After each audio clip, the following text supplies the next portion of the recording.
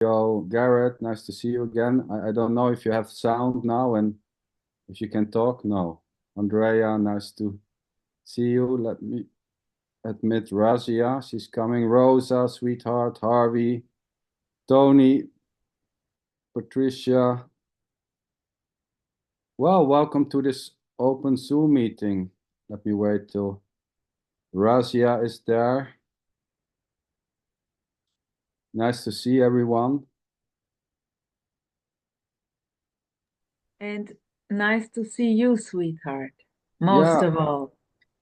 Thank you, Rosa. You're always so kind. Oh, no, I'm not. You know this.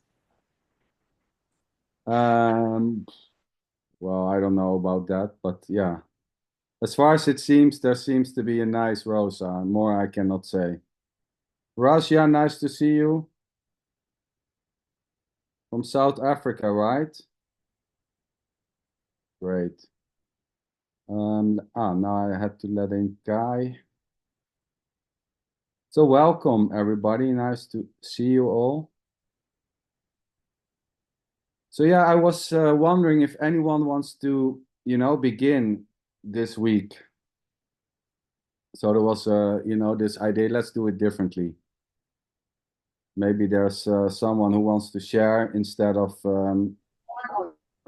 like doing the so-called introduction. Maybe Gio, you want to say something? Anything? Yes, as we were talking before the meeting about Carlos Castaneda, so why not talk about him just superficially, no problem. So the thing with Carlos Castaneda that attracted me very much is that they dedicated their life to change the way you share the universe. So they could sort of snap into other worlds, other universes, just, completely with the body and everything. It sounds very extravagant. It sounds very crazy. But just to, I'm just giving a painting of what Carlos Castaneda was trying to describe. Gio, it sounds very sci-fi. Yeah, it sounds very much sci-fi. It's more than that. It's more incredible than that. Cool. Because have you ever read Carlos Castaneda, Rosa? Oh, I see. No, but I'm very happy that you are mentioning him because I'm a girl fan of Karl-Heinz, and he was about this guy. Was there a kind of a drug in it? Something? Yeah, I was telling Sander that many people think that Carlos Castaneda was very much that he was sort of making propaganda for drugs. But that is not true. He had to take drugs as an exception because of his particular frame of mind. But this group of people that deal with consciousness, that they pragmatically can change, jump to other worlds, they don't use drugs. The modern warriors, as they call them.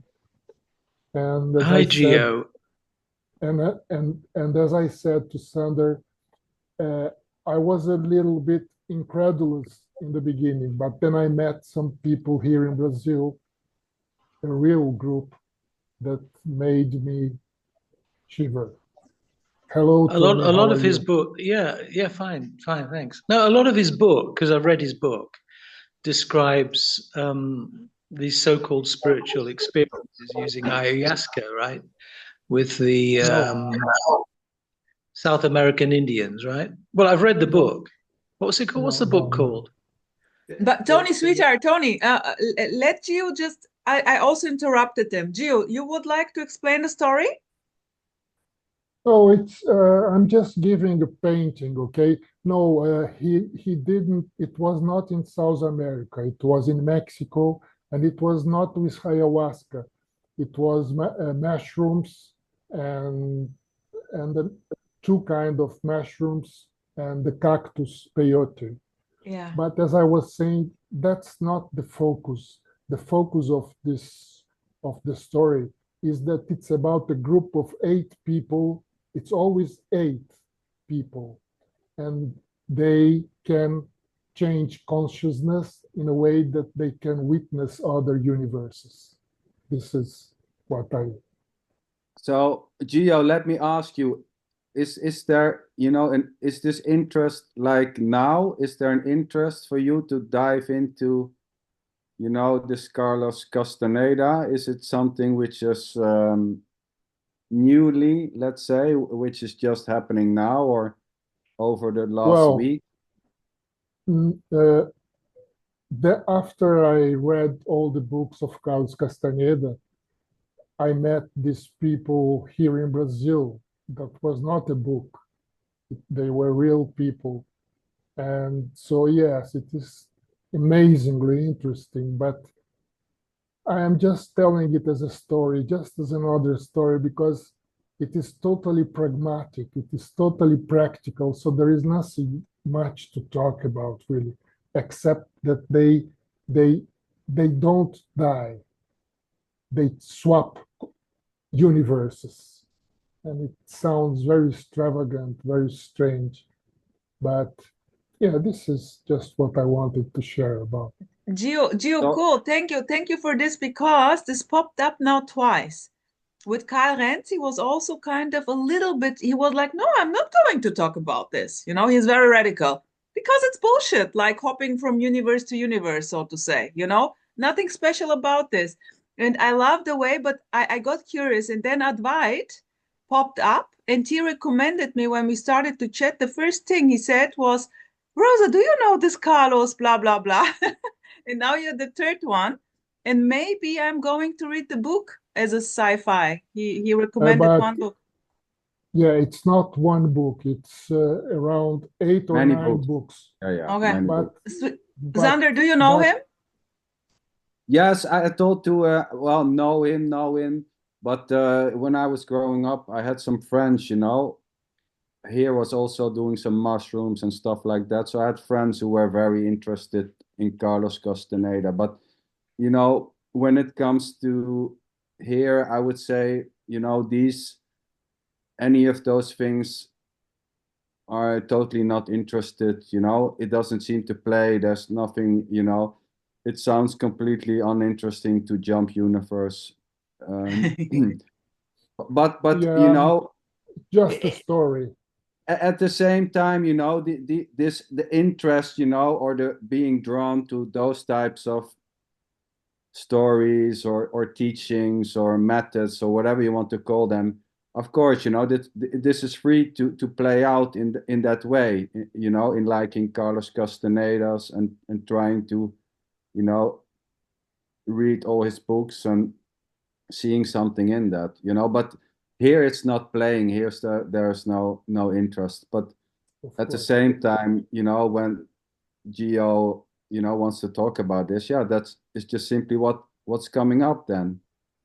And yeah, no, I have nothing else to say about it. It's no, just but I think it's beautiful. It's entertaining. It's very entertaining. If someone is interested in, it's an entertaining. I mean, Gio. So when I say, do someone has to say something, this is just what's coming up. Yeah, I want to say something about Carlos Castaneda. Great. And, and there may be, so-called people in this Zoom thinking, well, what the fuck, Carlos Castaneda, I'm not interested at all. This is a non-duality meeting, blah, blah, blah. This has nothing to do with, there seems to be genuine interest maybe for some people. Kai is raising his hands. So here there is just, I love stories, so to say. Right. And for me, it's just another story. But thanks for sharing. Kai, you want to say something? You like Carlos? Yeah. Actually, I have a friend who knew Carlos Castaneda, so I have some, firsthand kind of information about Castaneda. But I just wanted to say something that for me, the way I've also read Castaneda, and I've heard my friend, tell stuff about Castaneda. He spent some time with Castaneda back in the day.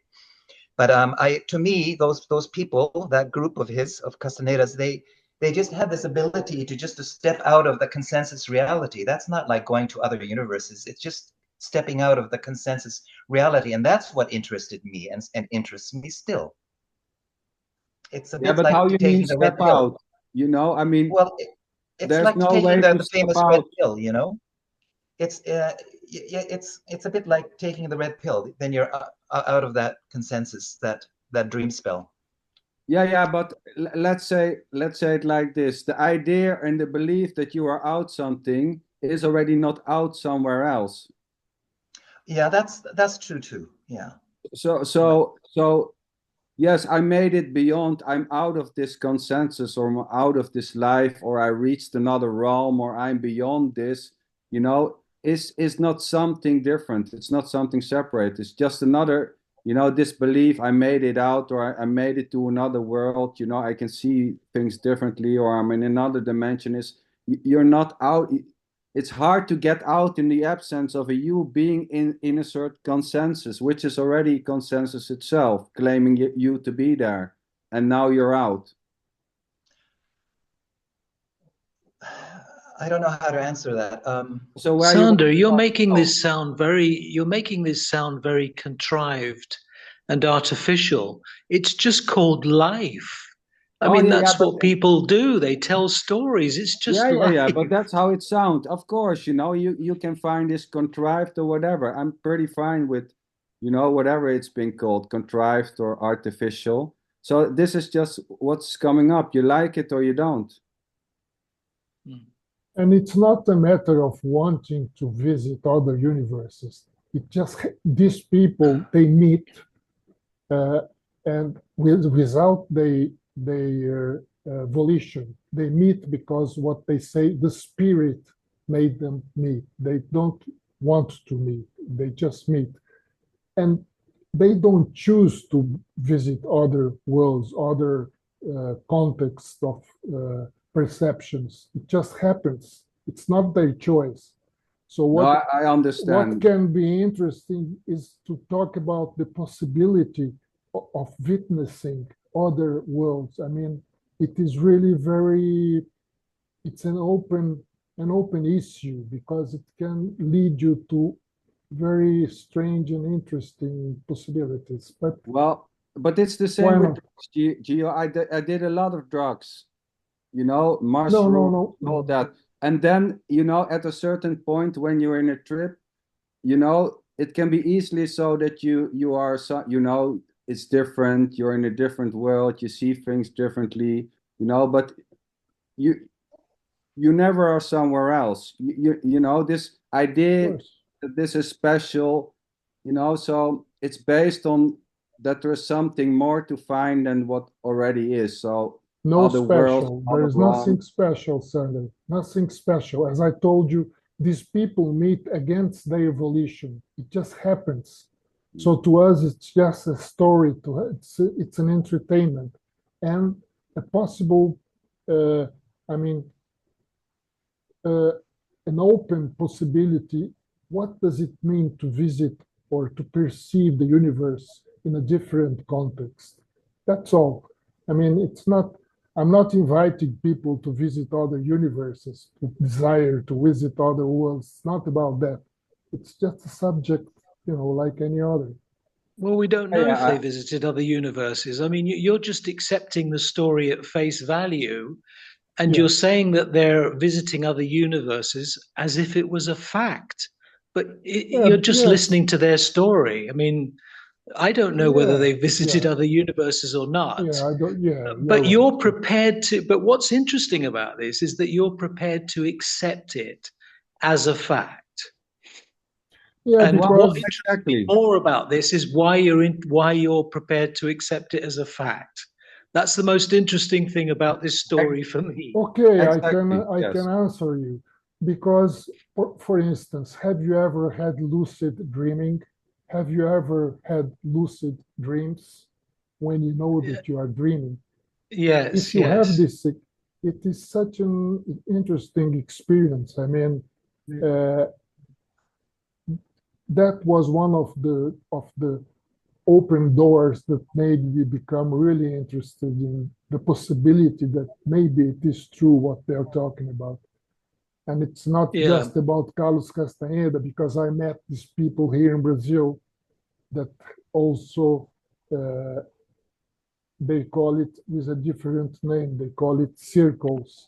And these 8 people, they are called race, like a circle in the race, and so on and so on. But as Sander says, really, it's always just here and now. Well, lots of experiences are interesting. Yeah, These you know, and experiences just come and go, don't they? So yes, it can just stop. You know, I mean, I can tell 100 stories about which people may find a profound experience, you know, until it was just simply us going to the toilet. I mean, the whole specialness just dissolved, I would say, in any experience. There was no need for any. So there was no search or no specialness about any experience. There's nothing wrong with interesting stories. I mean, of course not. Nothing wrong at all. Sweetheart, wait a sec here, Harvey. You're so polite to put up your hand, and we're just blubbering here. Well, I just wanted to contribute because I've read at least 4 of the Castaneda books very heavily, and I used to use it as a guide to tripping when I was doing acid. But the one thing I got out of it, because in the first book, he's like doing, I think, his master's degree, and he's studying peyote, and he's getting into it. The one thing I did get out of all the books, having read them very deeply, was it helped me to question the nature of reality. Whether I believed or didn't believe the stories, they were, to me, they were very, very fascinating, like Journey to Ixtlan, the 3rd book, I believe. But what it did do, what the stories gave me, was the ability to ask the question, what is real? How do I know what is real? How did he know what was real? But that's what and the issue of consensus realities and how it just brought up a lot in me. So in that, I just wanted to share that they were very valuable books in terms of helping me to question things. I didn't necessarily believe or not believe what he wrote. I just found it very fascinating. And in his later books, I kind of did not feel it was authentically Castaneda's writing, but that's a whole nother thing. But that's what I would contribute. Books like that or stories like that can help facilitate the critical thinking and questioning what is real and who am I? And that's what I got from those books. Yes. Just, excuse me, I want to ask Kai, in which way your friend was related to Carlos Castaneda? In which way? Yeah, well, he went to California back in when Castaneda was still alive, when Castaneda was giving these kind of seminar retreats in the Los Angeles area. So he went to I think at least 1, maybe 2 of those kind of retreat seminars in California with Castaneda when Castaneda was still alive, and so I don't remember the specifics of what he said, because it was a long time ago when we talked about this, but he's definitely said that that Castaneda had really a very very special presence. Just something that if just when you just saw him walk into the room, it was like you were just kind of bamboozled just by the sight of him. Yeah. Okay, thank you. Yeah. So Harvey, I mean, I heard acid trips. So when you are in a trip, this so-called new reality or something which maybe is called beyond the normal reality may seem very real as this, right? I would, at the time, I would say it expanded my perception to see things that were there already. And I used to think about like the grains in wood, which was always there. But all of a sudden, it was like looking at details that all of a sudden everything had a certain beauty or presence to it. I never looked at it as, even though I questioned what is reality, I just looked at it as, wow, I'm seeing things in ways I hadn't seen before. And that in and of itself was kind of awakening me to question that maybe I'm only, when I was an undergraduate in college, I was a math major and I was very analytical. And what it gave me, all of it, was to kind of ask, wait a minute, what am I not seeing? What's right here in front of me already, but I've ignored it because I'm too much in my head. And that was the real value, to appreciate a piece of lint on the floor or a leaf falling to the ground, just to see things that were there already. It wasn't that I thought I was seeing other realities necessarily, because I didn't really know that, but just to be able to say, wait a minute, am I really seeing everything, or am I just looking through little lenses? And as a result of that, I actually dropped being a math major, and I went over to philosophy and psychology, which I ended up, studying quite a bit. So that was the value for me, for whatever it was worth at the time. Right. Thanks for sharing. Anyone else wants to say something? Some tripping experience or the need to do it? I know Garrett, he wants to do mushrooms with Dawn. I don't know if he did it already, but I mean, so I would say, all these needs, the need for meditation or the need to reach something or to see a different perspective. And but also the so-called, well, I'm wiser now, or it's better than before because of this or this or that. It's just simply how it plays out. The so-called experience may be validated as very beautiful and some less beautiful. This is just how it seems to play, right? Interest arising, reading books, and then wondering how it would be. And all the so-called effects out of it, it's just simply dancing. And yeah, I mean, there's nothing wrong with interest or the lack of them. This interest may simply arise, as is the interest to go to a so-called non-duality meeting or open Zoom meeting, and the interest may just simply crash tomorrow or in 5 minutes or after 10 years watching the same face telling the same shit. But yeah, there's just no separated anyone, who is doing this interest or who is having them as something solid outside of the idea that there are interests to begin with. So yeah, this is free to be however it seems to be. Interesting. Carlos Castaneda may just simply shift into going to a Tony Parson or the interest into astrology. Oh yeah, exactly. I never did but, any psychedelics at all. I never felt any attraction, or like I've never been drawn to it in any way. I don't know why. Like it's I'm more interested in this kind of stuff, obviously, like consciousness. Yeah, well, in a way, I think in a way, psychedelics and consciousness seem to be related to each other, because this so-called innocent stream of happening seems to change when you take certain chemicals. It seems to have some effect, but the suggesting it has and the claiming it has is not something else. So it's interrelated, although there's not a thing existing out of different parts. But so when there is I think many so-called people interested in consciousness maybe have an interest in stretching it or seeing what it is or whatever by using certain psychedelics. But of course, this can play in, I don't know, in an infinite amount of ways, different ways. So I don't think it's that. I think that when people take drugs, it doesn't matter whether it's hallucinogenics or, say, alcohol, for instance, it's looking for a change of experience.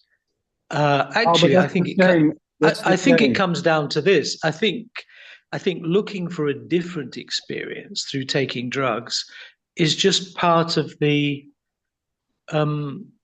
avoiding suffering aspect. Well, but that's a very limited, of course, you know. The claim It's that not looking for a greater reality. Yeah, in fact, when Harvey said that he saw greater detail in, I mean, I speak from experience as well, because, you know, when I was much younger, I did take LSD, so I can relate to it. But seeing that greater detail in a pine leaf or whatever it is, it's not that the mind is getting some extra power that it didn't have before. I mean, something greater and more isn't being added to the mind. It's just that the mind is becoming extremely selective on a perceptual level about what it's seeing. It's not getting some kind of superpower into reality. It's just very narrowly focusing the beam of perception on one particular thing. But you know, as I said, people are always looking. You know, why do people like to get drunk? You know, it's a sort of a seeking for a different kind of experience, because one feels imprisoned in their own experience. It's all part. Actually, it's all part of seeking. It's all part of seeking. Yeah, but Tony, Tony, and this moment. is just sorry, sweetheart, I have to boom out. Tony, I love your beautiful stories about people, about seeking, about suffering. No, I love it. It's just a story. They're as good. Look, they're as good as your stories are just as good. So you don't have to feel that my stories are special. Your stories are good too. No. It's just story. It's just entertaining, very entertaining. Everything, and also like what you just said. I'm totally. I mean, I love it when people say, "Oh, that's just a story," as if they're not telling stories. It is a fairy tale. It is a fairy tale. That people who are suffering are in a way looking for something, and that's why they're taking drugs in order. Yeah, but that's you know, that's that's right. That's right, because that's true. There is a meaning behind it. And I know you have a tendency to say that nothing means anything. That's a story. The meaning, the story is the meaning. Yeah, well, so what? No, Tony, I mean, it's just a story. No, but it's just a story, right? It's called life. It's called life. Yeah. But so that's well, it's life. Yeah. Tony. Yeah. So the interest, you know, can also be out of a sense of exploration. So I don't agree, you know, simply that it's always based on suffering. So here, I mean, there can be just a natural exploration and wanting to find out, which has nothing to do with suffering. There can be just a genuine, you know, what is this? So so when there was kind of curiosity. Yeah, sure. And not, you know, not to. Oh, Rosa. Oh, that has meaning now, does it? No, what I said was just the same story. It's the same. No, it's exactly the same story. When you go with all right, yes. Tony, I'm not going to say it's just a story. Tony, boom, sweetheart. In this moment, when you put cause and effect, this is because of this. Here we go. It's just simply, this is completely senseless already. There is no meaning behind it. It's just it's not. No. Sorry, it's not senseless. It is completely meaningless. You keep doing this. You keep saying nothing has any meaning, and it makes no sense. But what you don't realize is that statement itself, that nothing makes any sense, has to make sense. That also doesn't make any sense, including everything. It's just it's just. This is Rosa's trademark. It's just a sound. It's just a sound. It's a mix of stories. And this is so beautiful. And this is the magic. This is the wonder. This is this it's magic now. This is entertainment pure, because this is how to describe it. It's everything. Everything can happen. But there's an implication in what you say, as if you're dismissing the story. Well, because when you say it's just a story, it's like you're dismissing it. You're saying, oh, well, it's just a story, as opposed to what? You see, you're just dismissing it, but you're telling your own stories, which I'm not going to dismiss. Yeah, sweetheart, exactly. No escape, just a story. Boom.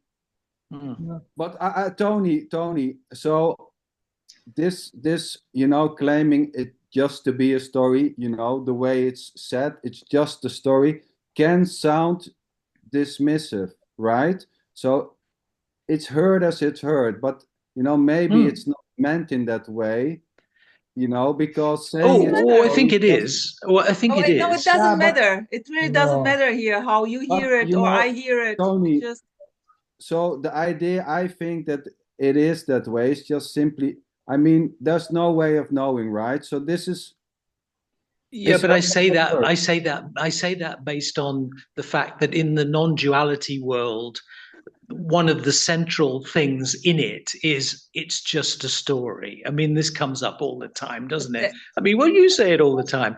Nothing wrong with that. But, you know, to say everything is just a story.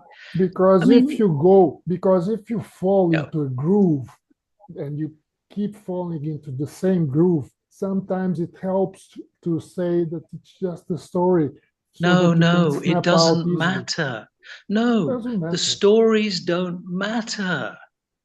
Yeah. It's not the stories. It's not the stories that. Tony, is there something which matters, sweetheart? Come on. Yes. What matters? I'll tell you what matters. I'll tell you exactly what matters, Rosa. I know. I'm gonna spell it out. I'm gonna spell it out for you. What matters is whatever matters to you. I not even. So Tony. No. You don't need the not even. What is that not even? Totally need it, what is that not even business? I totally need this not even. If something matters, then it matters. And that's your experience, right? So no need to deny it or dismiss it. If something matters, it matters. Well, that's fine. If something matters, yes. You know, this is not about that nothing matters or everything matters, you know? You guys are amazing. No, but Tony, listen, finding this conversation that it's meaningful or that it matters or not, you know, may just happen, right? There may be in genuine sense, well, it matters. Why is there a need to even say that? Why is there a need to say that it might happen or it might stop or it might change? Why is there a need to even say that? Tony, because you are saying it. It doesn't need a need. It's just what's being said here. So claiming that it has a need or wondering why it is being said or that it should have a need is already just this. So you seem to have the idea. But everybody knows that. It needs to be, well. Everybody knows that what is happening is what is happening. I mean, everybody knows that. Yeah, so what's the problem? There's no problem. But you know, what's happening is happening. So what? I mean, this is entertaining. Entertainment. Yeah, of course it's entertainment. Yeah, of course it's entertainment. Yeah. This is so boring. It's all entertaining. This is so boring, this conversation. Yes. No, it's entertaining. I insist that it's entertaining, Andrea. It's entertaining. Andrea, do you want to share something which is more interesting? No, I don't have any more. But I will say one thing that it's just a story, Andrea. Before, when we talked about Castaneda, I read the first book a long time ago, but the association that popped up in my head was, is there something with a lizard? Is he talking to a lizard? That was like the idea that popped up in my head when you talked about that. Yeah. Maybe Harvey knows. I think was he talking to a lizard, Harvey? Probably. I think he was talking to a number of things, and I think there was a lizard in the first book, which really surprised him. And that's what he did. These were just all experiences that he was going through. You know. But so, I mean, yes, Tony, it's pretty. Next. This is it, you know, and there seems to be a going back and forth, and you know, everyone knows this, but this is not about that everyone knows this. There seems to be an interest to be here, right? Or else you were not being here. So this is just simply how it seems to go in these meetings, and there's a liking of it or not, and then there's an arguing, or maybe next time, fuck it, I'm not going to go anymore because for me it's just bullshit. I mean, I would almost say you know the drill, right? This is not something new. Oh yes, I know the drill. Maybe you're pointing out that it's not something new, but that's just simply how it is then. Going back and forth and saying, well, I know, but it's not, it seems to be a game which seems to be played here the whole time. One is saying something and the other saying the opposite. And that's just how it is. It can be boring. You know, Andrea seems to find it boring. I agree. Yeah, because Andrea is interested in consciousness. So, well, let's talk about that then, because that's what Andrea is interested in. Or you might say that's just another story. Is that another story?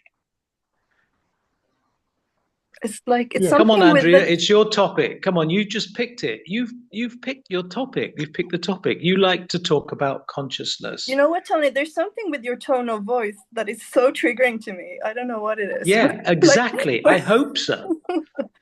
I hope so. No, but I mean that's a good topic, Andrea. That's my kind of topic as well. So, you know, in that way we're in agreement.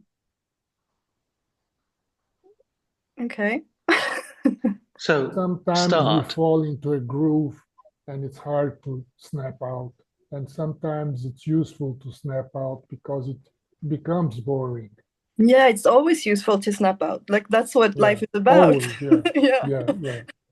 Well, you're talking about conditioning, Gio, conditioned behavior. Yeah. Yeah. Well, it's unavoidable. And also when you have an agenda, like, because to me, like, it feels like you want to prove people wrong or something. Like, why? You're just the sort of person who gets triggered easily. That's all. I mean, there's nothing wrong with that. Did I say it was something? Tony, no, Andrea. Some people, no, but Andrea, some people totally get triggered easily. I'm totally some with you. people are sensitive. Some people are very, very sensitive. And there's nothing wrong with that. Tony, I have not said Andrea, that there's anything wrong with anything. Exactly. But Andrea, I totally get you. And I just said there was totally nothing wrong with it. So and you don't have to say it because there's already nothing wrong with it. there is. I can see Antonio. Okay, so if I trigger you, there's nothing wrong with that either, right? Of course not. Oh, excellent. We have some agreement. That's good. Andrea maybe just simply will leave the meeting, but no more, no less. It's simple. but Tony, there is, as Andrea said, like there is an energy in your voice. Let's put it like this, which is really like it's like as if it's meant to trigger. Like your entertainment in a way. You are entertaining yourself beautifully, and it's always you need the so-called other. And like your victim, and I love it, and I love it. Well, I like to challenge, to it's a game. To challenge it's a what's psychological said. game. It's a little bit psychic game. I make no apologies for it. I mean, I like to challenge ideas. Yeah. No, I feel. Well, if that's true, what are you talking about? No, just because Andrea mentioned this. No, that's okay, Rosa. Look, everybody's different, and there are some interesting ideas presented, and sometimes I like to challenge those ideas, and I think people should. I think people should be encouraged to stop being snowflakes and actually, get in there. Just get in there. Dig in. Tony, it's pretty obvious that there seems to be, the innocent joy to challenge ideas. And when becomes challenging, like, claiming that, sounding that it's wrong, everyone is wrong except for me. When is that line crossed, so to say? I'm not, at the same time, there seems to be many who seems to be get irritated when you are talking. I wonder why it is that people are so some get obsessed about whether something is right or wrong. Because we talked about it, right? You and me, we talked about this. You can see in the comments, many people say, "Oh my God, Tony's show. I'm not coming anymore if Tony's there." So there seems to be. I mean, for me, this is just, you know, the getting irritated by the so-called Tony character or not having an issue is just playing. Yeah, take the other example. Like, look at Patricia. She doesn't give a shit what Tony is saying. I don't know because she never talks. But How would I know if she gives a shit or not? I mean, if she doesn't talk, how would I know? Telepathy. I'm getting telepathy from Patricia. I'm receiving you. I'm receiving. Yeah, Tony, but I would Yeah. say, Tony, to you, that if you teach meditation, I see it's a bit strange that you cannot control your speaking, because if you teach meditation, you have to somehow learn to stay quiet sometimes. Well, yeah, It's but they part seem to of- love. Yeah, but it's they part seem of to the love game. it. But they well. seem to love it. You see? No, So- it's that you come in with an agenda. There's no openness. Like you're just pushing your thing. We all You're not have listening to other we people. all have agendas. Yeah, but you can be more or You less just- open, and you can take in other people. He just people's- cannot stop talking. I'm That's very all. open. I can assure you, I'm extremely open. No, you just cannot extremely stop open. talking. You have speaking diarrhea. Yeah, that's You have That's- speaking diarrhea. Yeah. You must that's take a pill that's to what I stop am. That's what I diarrhea. am. Okay. I don't feel bad about it. I don't feel guilty Tony, about Tony, it. I feel sweetheart, very relaxed about it. Yeah. You're totally uncompromising. Oh, I tell you what, I think Sander is completely uncompromising with his message. Now, that's the most uncompromising I've ever seen. Well, I don't see a message, actually, to be honest. I don't see a message which Sander has. Oh, actually, both of you were referred to as being completely uncompromising in that interview you did with that Indian guy. He said, I watched the whole interview. He said, what I love about you, Rosa and Sander, is that you're both completely uncompromising. That's what he said. In terms of what? Uncompromising. And I love that too. In terms of what you say, in terms of, well, if we take, say, Sander's opening kind of intro about the fact that everything spontaneously happen, which I agree with. I agree with all of that, of course. Everything is spontaneously happening. There is no separate individual. All of that. Sander, for instance, sticks rigidly to that. Absolutely rigidly. He's uncompromising. And that's why the Indian guy who interviewed both of you said that you were completely uncompromising. And he said he loved you for that. And so do I. Well, that's what he said. Well, you watch the interview if you like, but he said what he liked was that your message was completely uncompromising. Sorry, you said that you want to be challenged. Well, you don't believe he said it, or you don't believe he said it? You said that you like to be challenged. I'm challenging you. Yeah, okay. Try to stop talking so much. Oh, all right then. Listen to people. If I could throw my two... Tony, shut up, I Tony. stop. Come on. I'll Shut stop up. now. Tony. Look, okay, I'm going to mute. Wait. Okay, microphone muted. For a few minutes. Tony, If I could by the throw way, my two... we love you. We love you. If I could throw my 2 cents in as a teacher, because I teach in the classroom. Yay. And sometimes you have people or students that are either they like to contribute a lot or they could be combative. And I'm not saying, Tony, you're combative, but it could be perceived that way. But here's the consequence of it. The other, like in a classroom, the other people, all of my students, they'll just watch the dialogue and they won't talk any further because they don't participate. So sometimes if it's the same people that dominate, it shuts down the rest of the people. However,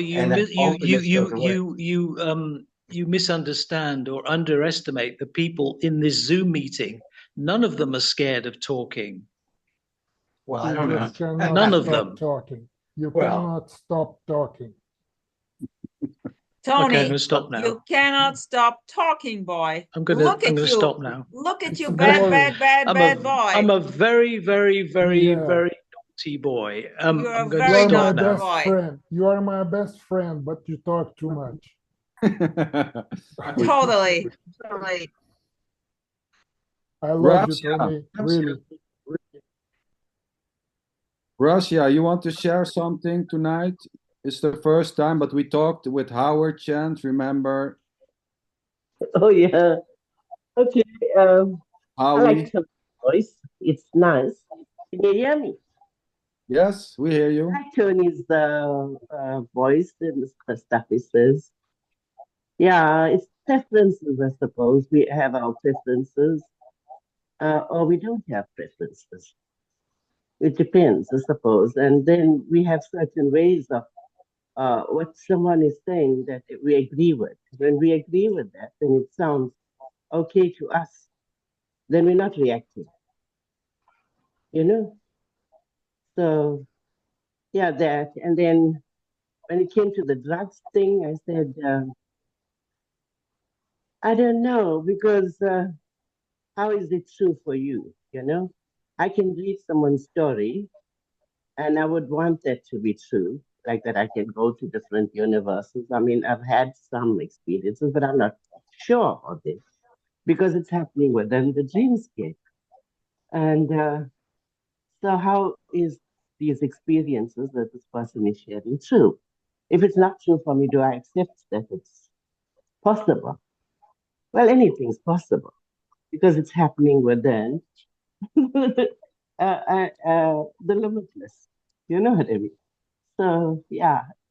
So, what I got from what you were all saying, I came up with that. And yeah, we tend to be judgmental sometimes and feel hurt when others say things that are just too close. And then it puts you off talking.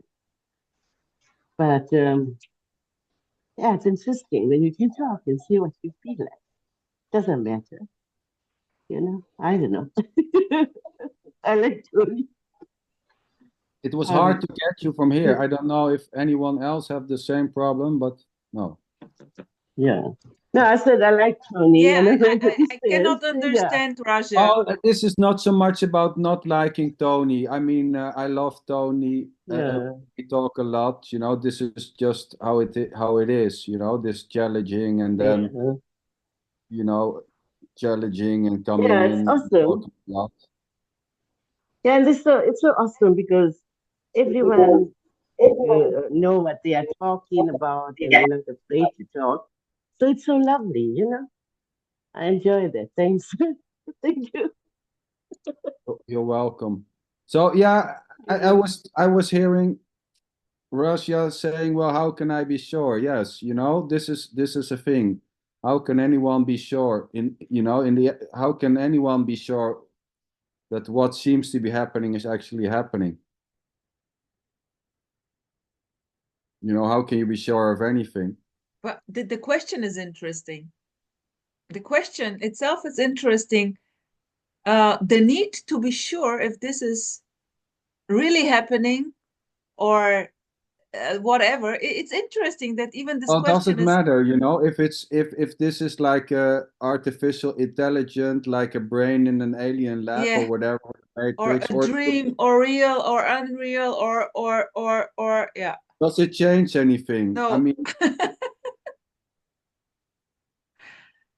so if this is real, you know, there's just a label, you know, reality or unreality is just I would say an innocent label put on something, which is this already, calling this real or dream or Maya or imagination is already just simply this. There's nothing more to it, I would say. Yeah, and I'm with you. Know, and giving much values to the labeling or wanting to find out, you know, may just simply stop the interest to find out if this is real. The idea that there is a you separated from this who can find out if this is really happening or not, if there are so-called other universe, may just simply stop. Or it can be very intensive, you know, wanting to find out, is there something else? Is there a God? Is there another universe? Are there aliens? You know, this can play very intensely. This was exactly what happened here. I was totally into like, what is this? And you know, all those ideas, what this should be about and blah, blah, blah. And then they simply stopped. Totally. Zero interest Yeah. in, is this real or an illusion or a dream? Gio. Yeah, if we look at the totality of appearances, is one thing, but sometimes we fall into this groove of looking into specifics, particularities, right? And some people call that the branches, not the root. I would say that the root of the whole thing is looking at the totality of appearances. And not that it is right or wrong to go into the branches, but if we fall into the details of what appearances should be like, or how do they work out, where do they come from, how to go from point A to point B, from point B to point C, and go back to point A, how to do that, the focus becomes too much focused into details, right? And we lose the bigger horizon. Yeah. But does it, I mean, you know, so, I mean, you know the drill. I would say, what is there to lose? More than the idea that there's a you losing a broader perspective or not. So the idea that there is a narrow perspective or a broader perspective, you know, it cannot be you cannot lose anything in that sense. Yeah, but as an for the one actuality, who is, I mean, but for the one who you is don't have focused anything, into, right?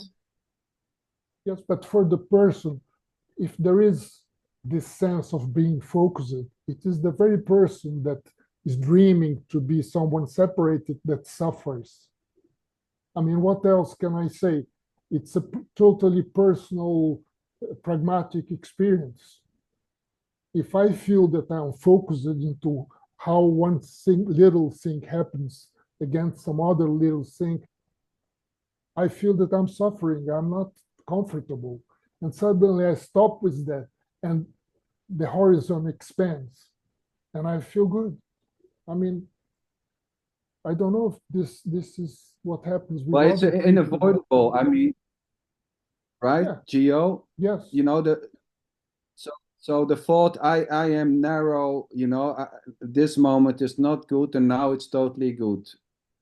It's unavoidable. It's impersonal. just simply, Yeah. you know, this automatic stream of, you know, I'm narrow-minded now, or I'm too much focused, you know, and then suddenly this shift into, well, this is a broader perspective. I feel more free. So there's an innocent Yeah, labeling man, of this certain is what I emotions love or in body you. This is what I discrimination. love in you and Rosa. You know, it's this is what attracted me to you, because you have this amazing ability to show us that, I don't know how to put it in words, exactly what I was saying, that there is nothing to focus, and if we focus, there is nobody focusing. It is just happening.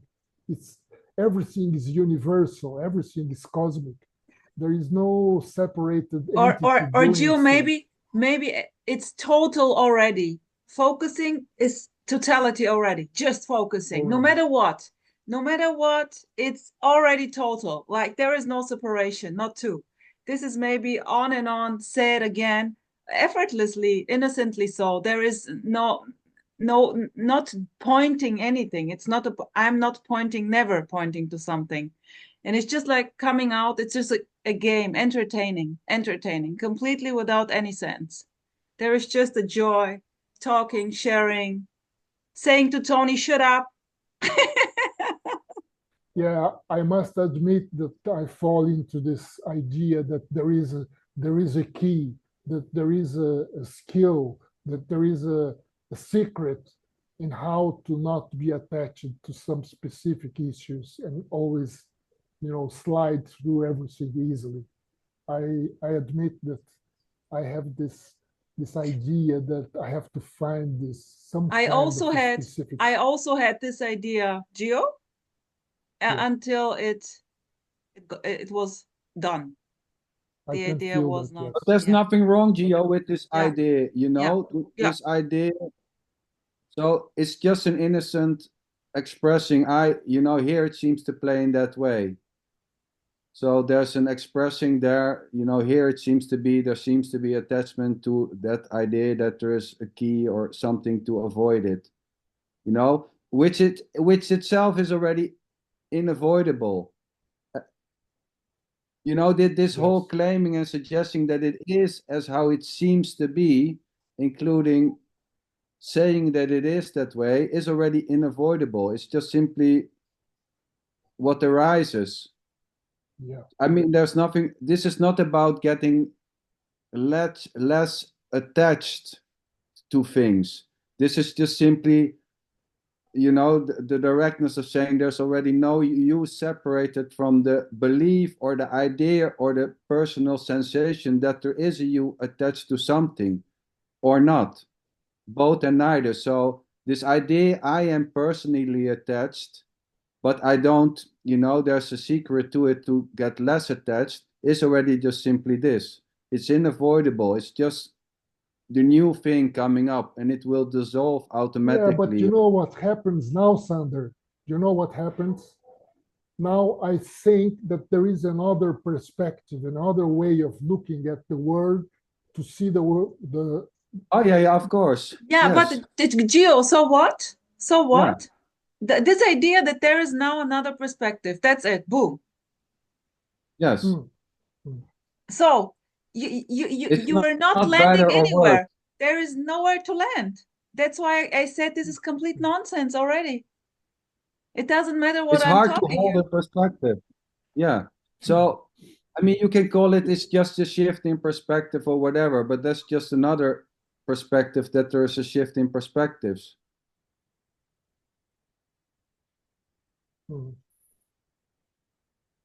So, I mean, you don't get anywhere with all these words and suggestions. It's just more suggestions and ideas and beliefs. The claiming that it is a belief or a concept are just more concepts and ideas that it is a concept or an idea or a belief. In that way, it's hopeless.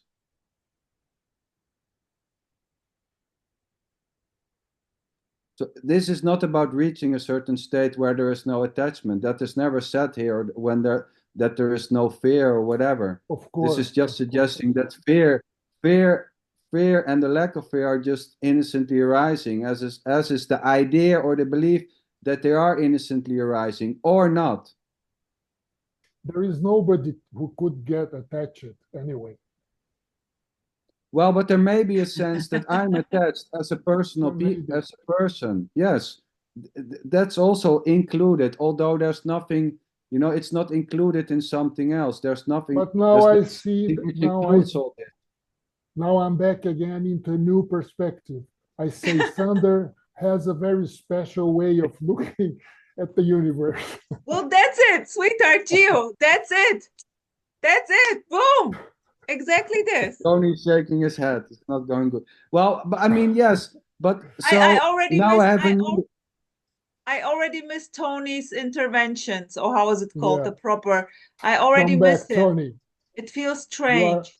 Can I ask you a Get out question, of the- Giovanni? Can I ask you a question? Right, I'm just going to ask you a very simple question and just give me an answer, okay? Just a simple question, okay? Just, I don't want you to discuss it or react or, you know, think about it. I just want you to give me an answer, okay? So here's the question. Would you prefer peaches or strawberries? Bananas. Answer. Strawberries. Peaches or strawberries? Strawberries.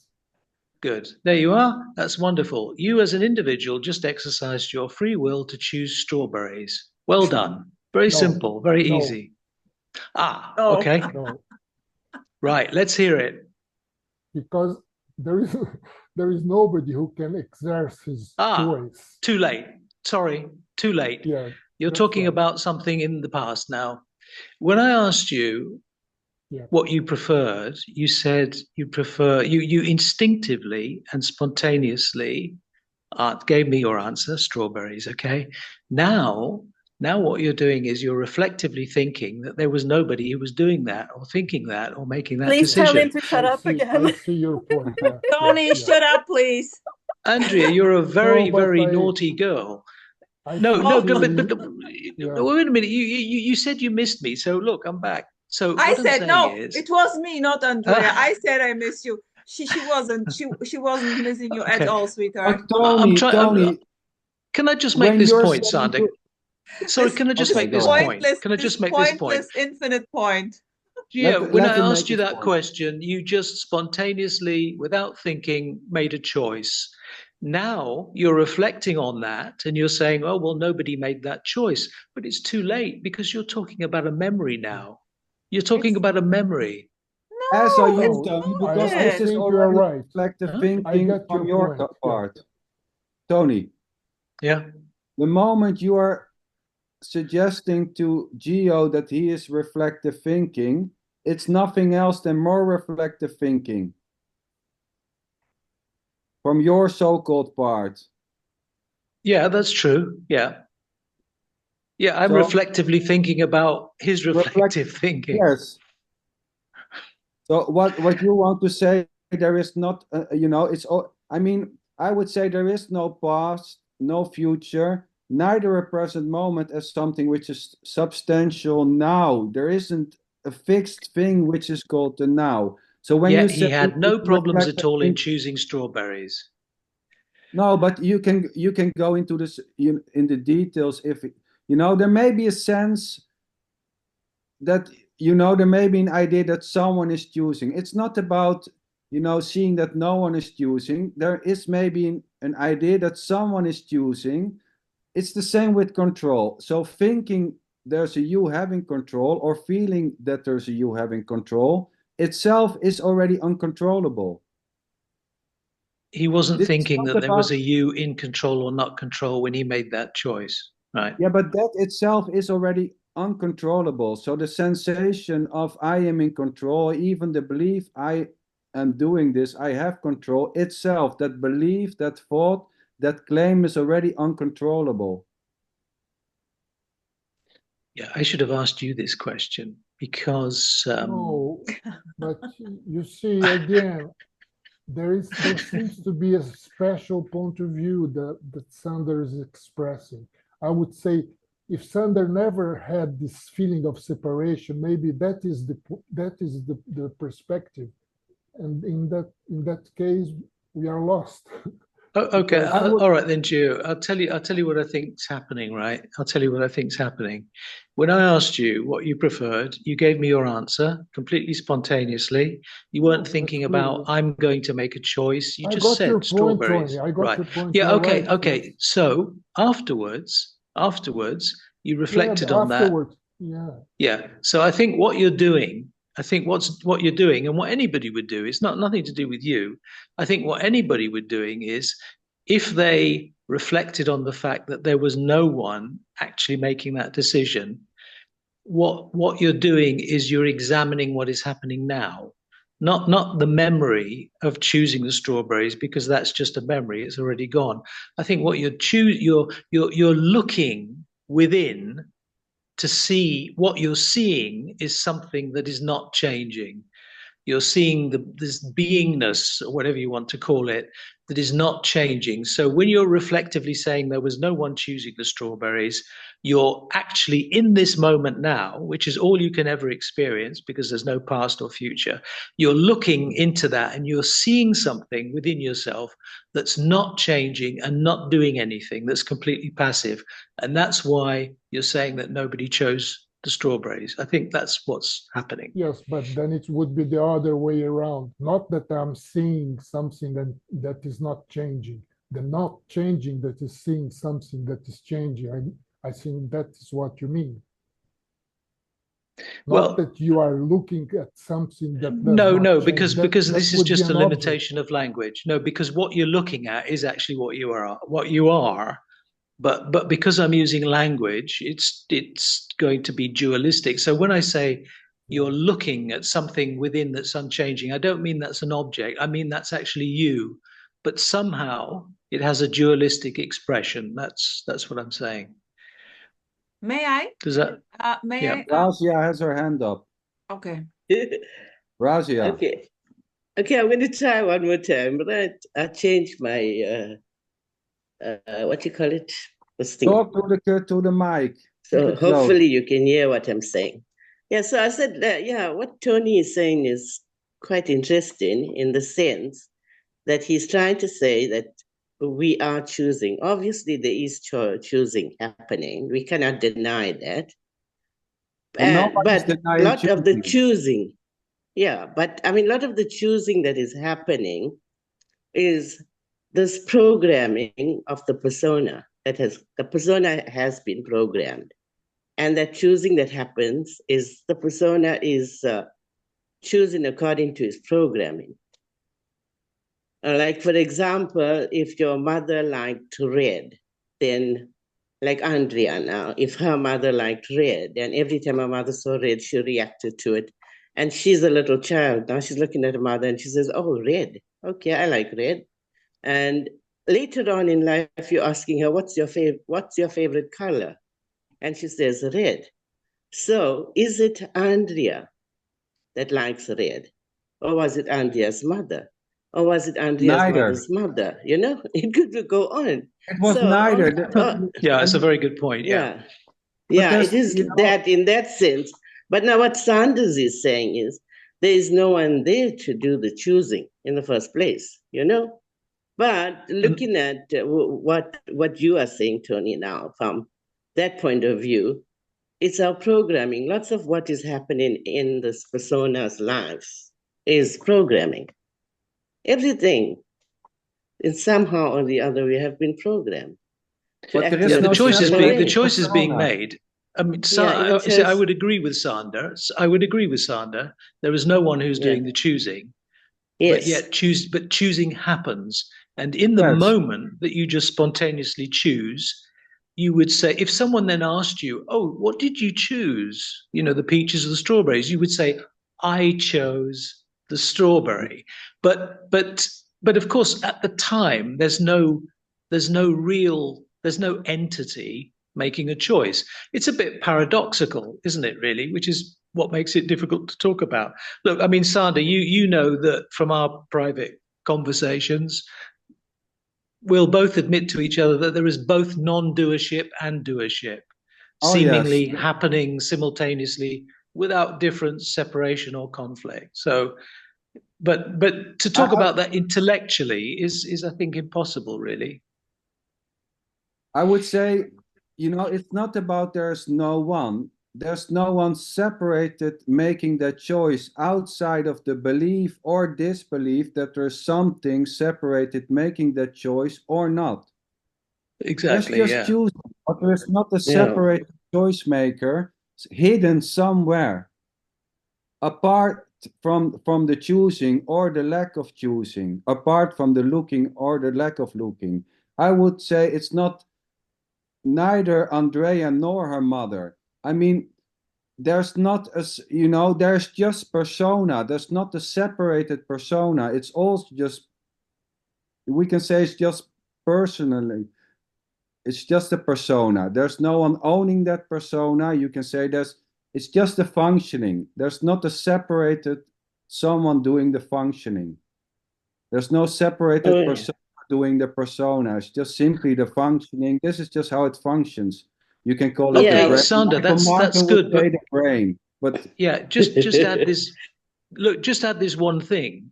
Nevertheless, people get preoccupied by this question of whether there is a doer or not a doer. It preoccupies the mind. It doesn't preoccupy my mind. It never does. But it seems to preoccupy minds. It comes up all the time, this question about whether there is a doer or not. It's preoccupying the mind. It's on the mind. It becomes a source but that's the mind already, Tony. Yes, of course. So of course. That's all the mind. There's just the mind. We can shift and we can say there's just the mind, which is also the mind saying there's just the mind. Or we can say there's just the brain, and it would be just the brain saying there's just the brain. I mean, there's no Yes, but separate on a relative brain level, from it the does brain. preoccupy the mind of many people. It does preoccupy the mind. Just on a ordinary, common, relative level, in terms of experience, it seems to be a question that does preoccupy many people. Yes. So who claiming have been to exposed to non-duality.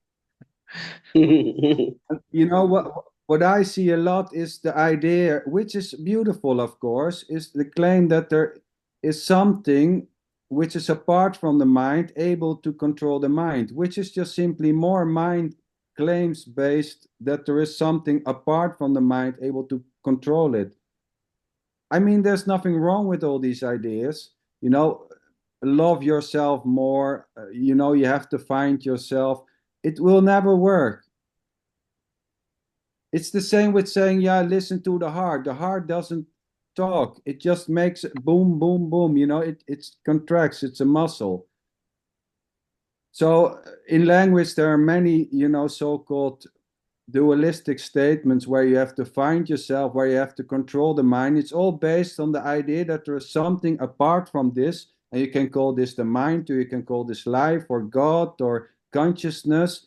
There's no separated consciousness doing this consciousnessing, able to control it or to let it go. There's no separated you doing the thinking or not. It's just another thought claiming there to be or not, which is already uncontrollable as such.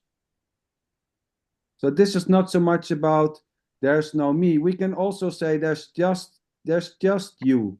There's no separated you doing the youing. It's just simply not two. When the mind is not disturbed or agitated, such questions do not arise. Yeah, it doesn't arise. Yes, yeah, I thought, okay, so what? So those questions, it's not that there's any problem with questions here. So it doesn't, you know, if it arises or not, if questions, this is not about not having questions. So this is the funny thing. People always seem to say, if the mind is in that state, you know, silence or words, it doesn't matter. So this is not about going in a state where there are no questions. This is just pointing at questioning or not is just simply what seems to be happening innocently, as the need, you know, to have less questions, or thinking that as long as there's questioning, there's still seeking, and seeking is bad. That's a good point. I should have been a little bit clearer about what I said, because you've just. I'm not talking about the discussion of it as a subject. Of course, that okay. Nothing wrong. I'm talking about whether the subject itself disturbs the mind or produces some conflict in the mind. That's different from just discussing it. So I think I should make that distinction. Nothing wrong with discussing it. Exactly. But I mean, philosophers have been talking about this for centuries, you know, so nothing wrong with that at all. But it's whether it disturbs the mind. That's the question. Oh, but the idea this disturbs the mind is just more mind claiming that it's disturbing. Well, yeah, it Yes, is, but that's the reality. Yes, but also, Sanders, you're saying that there's a right and wrong way to be. No. In that very instance of saying there's something right and where there's something wrong is mind play. No, to but say that there is no. This is right and that is not right is I'm mind not play. saying What that, is mind? I'm never saying total acceptance of whatever's arising. Yeah, but I'm not saying it's wrong and right. We have been through this. Tell me where I'm saying this. This is not about me being right and someone else being wrong. So the idea that I am wrong or you are right may just simply happen. This is not about, you know, me being the right one here and the rest being the wrong one. At the same time, there may be a sense, well, this guy got it wrong and I got it right. This is not about wrong or right. The idea of wrong and right plays freely. Claiming but when you make the statement, this is not about, or this is about, you're already making that. You're already deciding what is right and wrong by saying it's about this or not about this, right? Yeah, but at the same time, even that is not wrong or right. You know, this is just, I mean, you can play it however you want, but this is not, saying there's a right way, at the same time believing that meditation is the only right way is not wrong or right, but it can seem wrong and it can feel wrong, but that itself is not wrong or right. It's just simply what happens. Yeah. So this is not get it, about wrong or right. I never say something is wrong or right. I mean, but even that, I think it's impossible. I think it's impossible to avoid making, of course, it's impossible. Judgmental comments. You know, I think it's impossible. Because there's already no one doing that, you know, being judgmental. This is not, it's the same there again. In spirituality, it's all about not becoming judgmental. Here, I'm just suggesting there's nothing wrong. Judgment is natural, you know, judging if the ice is thick enough to go on or not is just simply what seems to be practical. Or if Tony is talking too much or not, it's just simply what seems to be practical. Or judging, you know, judging to cross a road. It's purely natural to walk to the right side and look to the left side to go over. That's judging. There's nothing wrong with judging. This is just suggesting there's no you as a separated judger, able to let it go or to be less judgmental. There's already no separated you doing the judging. Judging is just what happens as thinking, as showering, as whatever. It's just... Boom, sweetheart, SanderLiiiinchen, I love the intensity. I love it. You're almost furious. Yeah, I mean, there's a non-separate individual making the judgment. We can say non-separate. You can call it whatever you want. Yes, if you want to call it a non-separate individual. If you Gio, because that's your experience, right? A non-separate individual, it's the totality. Well, Sander correctly says there's not a separate individual making a judgment. So I'm saying, well, yeah, okay, there's a non-separate individual making the judgment in that case. But then again, it's not about, you know, if there is a lived sense that I'm the maker of a judgment, then that's just simply what is. There's nothing wrong with that either. You know, feeling I'm the one making the choice, you know, and taking life personal, that's impersonal already. I would say any so-called personal experience is as much impersonal. Well, you might as well accept it because you have no control over it anyway. But there's an idea that you can accept something, you know. So there's a verse in the Bhagavad Gita that says you have the free will to draw the arrow back in the bow and let the arrow go, but you don't have any control over where it lands. Tony, there's just free will on its own. There's no one owning free will, able to. No, I didn't say there was. To have it. So I would say that Tony, this is just free willing. I mean, Tony, yeah, sweetheart, I would suggest that you go back to school and learn lesson number 1, 2, 3, and come back here. Oh, yeah. Wow. Well, we're always learning. For free will, Tony. For free will, there would have to be a you, a me, you know? I know. For free will, yeah. That is something like you cannot debate about. No, you can't. But it's beautiful. Yeah. I mean, these scriptures, you know, it's funny, you know, how is it meant? It's the same with all these beautiful books of Ramana and Nisargadatta. People write it. They put their all so-called influence in it, you know. It's, you know, it can be seen in it's seen as it's seen, you know. It's, yeah. You know, I love to say this is already a beautiful and perfect misunderstanding.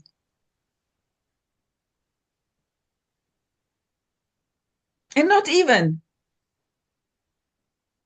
Yeah, I mean, just let individuality do what it does. I mean, it's as simple as that, you know. I mean, individual does what it does. If you mean individuality as the totality, non-separation, I agree totally. Yeah, totally. It's always total, because individuality is not separate or different from the totality. Yeah.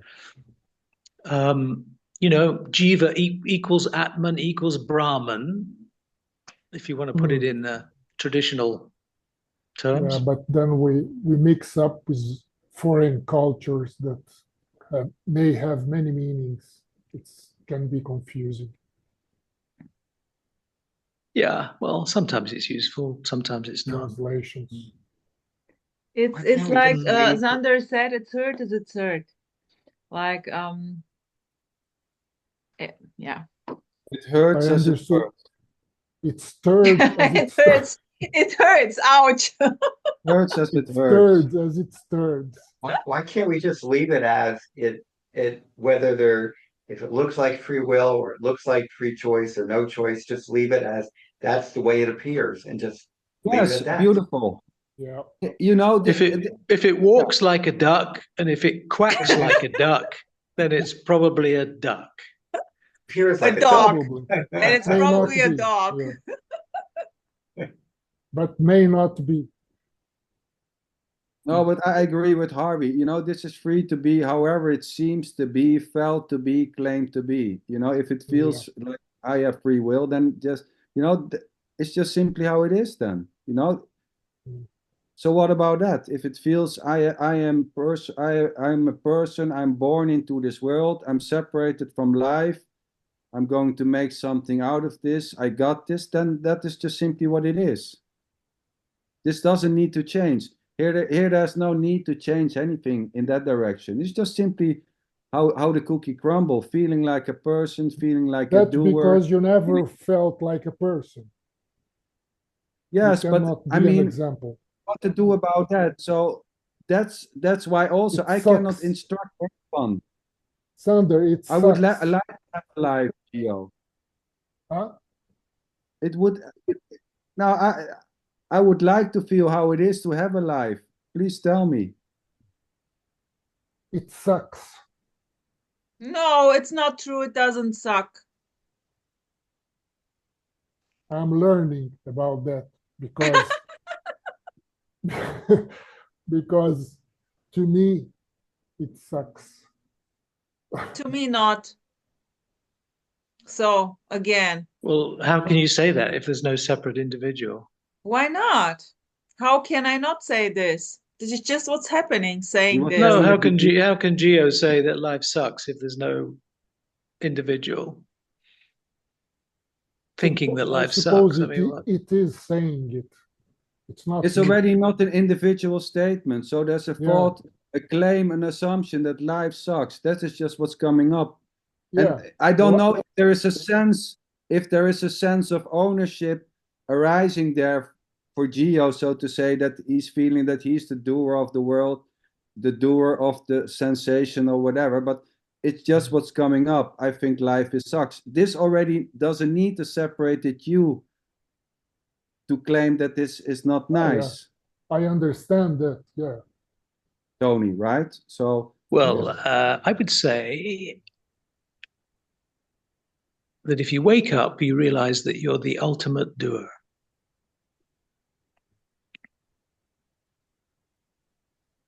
Which is no one. You, I mean, depends what you think. You, not your personality, but you. Not you. There is exactly. no you. So are you meaning the impersonal you, Tony, because you use the word you, impersonal and impersonal? You, no, when I say you, I mean impersonal, not the individual personality. There is only I impersonal. You cannot be impersonal. I is not impersonal, is it? It's an object in awareness. I is an object in awareness. The I can dissolve, and what remains is just awareness. But or I is an awareness can dissolve and become just I, the same. You know what I means? You know what I means in German? Egg. Ich. Egg from a chicken egg, sweetheart. Oh yeah. It's simple. It's very simple. It makes no sense already, and claiming that it makes sense is this too. And in Greek, it means ego. Okay. When you go to the market, you say ego going to the market. Yeah, in Greek. Oh. No, You're Joe, I said that the E is the I can dissolve. The I can dissolve. The I is an object which And appears, awareness can dissolve. and which you attach to the I things like I am happy, I am sad, I am going shopping. Oh, yeah. Yeah. Remove all of that, and you go back Yeah. to I, which is the root of egoity, and then that too can dissolve. And then Yeah. when the I dissolves, then there's just self-referential awareness, No, I knowing don't like to itself. call it awareness. oh my Because- gosh, Yeah. Oh, it's one of my favorite words, Gio. No, I Really. hate it. Because awareness. Okay. Yeah, that's why you Right, think Rosa. life sucks, right? No. No. Gio, was joking. do you want to take a lesson with Tony in dissolving Yeah. the I, the ego, the egg, the chicken egg? Yes. Yeah, beautiful. It would change your life. He's my Well, friend. give it a try, I would say, or not.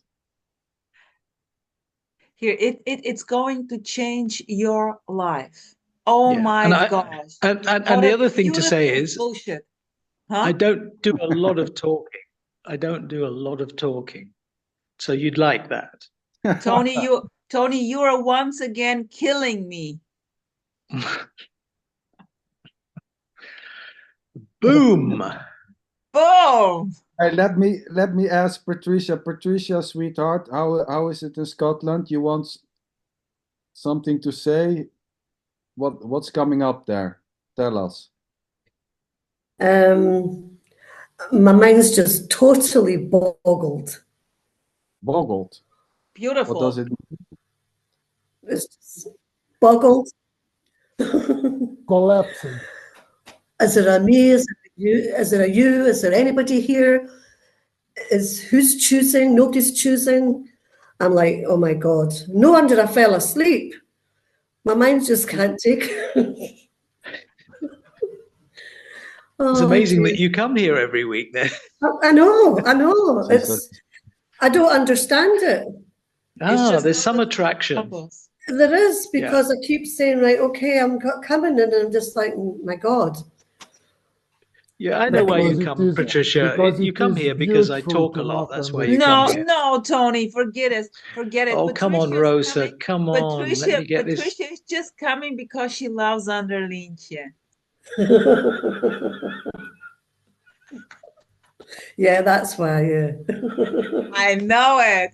Tony has nothing to do with this already. No. No. I want to talk to Andrea about consciousness sometime.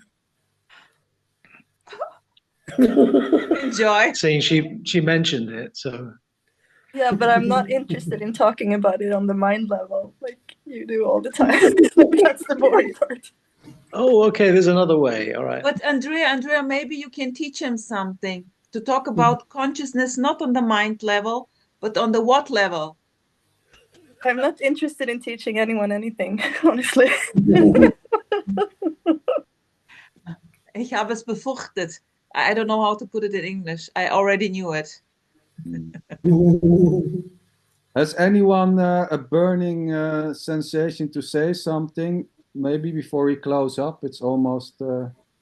Yeah, I have. I really love it. I really love those interaction, those booming characters. Tony, I love it that I simply can say to you, shut up, man. And then again, like, oh, I miss you, come again. You know, it's so beautiful. It's so senseless again. It just blah, blah, blah. It's cool. Yeah. It's all beautiful. Yeah, Xander, the same, yeah, the Xander, same and here. I don't know. I love your meetings here. It's cool. It's cool. I think we all sometimes are teachers and sometimes are disciples. At least it goes like that with me. Sometimes I listen like a disciple very intensely, and sometimes I want to teach like a teacher. And I alternate sometimes between these two things. That's the way the cake crumbles. The cake crumbles. Thanks for sharing, Gio. Harvey, anything to say? Or Kai, Andrea, anyone? Or else I'll give you a piece. I'll give you a piece of wisdom. If you ever watch Trailer Park Boys, anybody ever see that? Well, just tell you real briefly, something happens and they're arguing, should it have happened? Should it not happen? Why did it happen? And one of the characters says, it's the fucking way it goes, boys. It's the fucking way it goes. Boom. That, I love it. boom. That's it. It's the fucking way she goes. That's what it says. Beautiful, yeah. Thank And you. I just wanted to thanks, say, thanks for coming, Raza. Nice to see you. Well, thank you, everybody. If there's no one left who wants to say something, thank you, everybody, for joining. Such a pleasure always. Have a beautiful night or morning or midday, whatever it is. Thank you, sweetheart. Yeah. thank you. Bye-bye. Thanks. Take care. Bye-bye. Bye, everybody. Ciao.